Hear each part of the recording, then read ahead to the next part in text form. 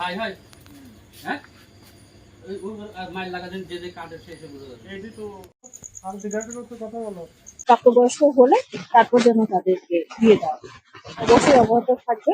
আমরা যদি এরকম সংখ্যা পাই তো সংখ্যাটিকে আমরা অবশ্যই এখন এটাই বলতে চাই যে মেয়েরা 18 বছরের নিচে না, ছেলেরা 21 বছরের নিচে না, কোনোভাবেই যেন তারা এই বয়সের নিচে বিয়ে না করে। এটা আমাদের সমাজের জন্য তথা পুরো দেশের জন্য একটা কলঙ্কের বিষয়। কারণ এত কম বয়সী ছেলে মেয়ে বিয়ে হলে পরবর্তীতে তাদেরই ভবিষ্যৎ নিয়ে একটা আশঙ্কা তৈরি হয়। বাল্যবিবাহ কোনোভাবেই ভালো বিষয় না। আমরা বাল্যবিবাহকে রোধ করতে দৃঢ় পরামর্শে আছি। আমরা যখনই